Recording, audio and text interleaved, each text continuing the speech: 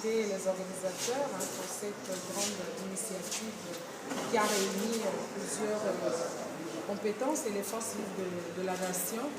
J'ai également participé en tant que panéliste dans le cadre des mentalités, parce que transition, qui dit transition, dit changement, et nous avons besoin vraiment d'adopter des mentalités qui correspondent aux défis du moment.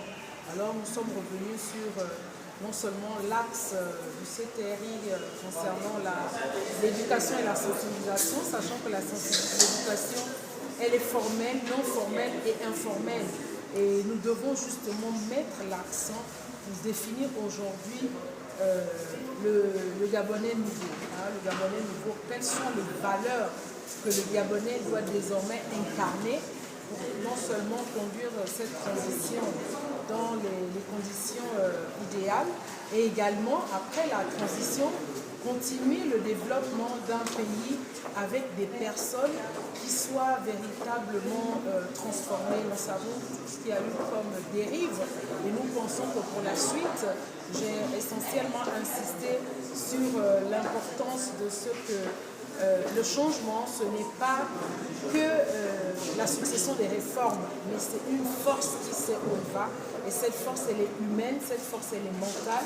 Il faut s'appuyer sur des notions telles que le leadership servant. Le leader est celui d'abord qui sert la communauté sur les questions de citoyenneté, de civisme, sur les questions de patriotisme et également sur les questions d'éducation de base, d'éducation également en matière de compétences de vie. Donc, il faut bâtir un capital humain matériel et immatériel. Nous avons vu l'importance de la parole de Dieu pour incarner des valeurs et nous avons pris l'exemple d'autres pays où on peut identifier ces pays-là, ces citoyens sur la base des valeurs que ces personnes incarnent. Donc c'est un grand défi et la transition ne pourra réussir que si les hommes ont été transformés et qu'ils se sont également appropriés les défis du moment. Nous avons une nation à bâtir, nous avons un retard à rattraper par rapport aux autres nations et par rapport à nos potentiels.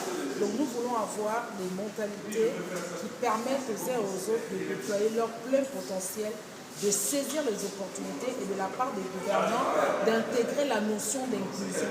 Toutes les expertises se valent, qu'elles soient institutionnelles ou non institutionnelles. Il faudrait qu'on intègre tous les citoyens gabonais qui peuvent apporter leur contribution et il y en a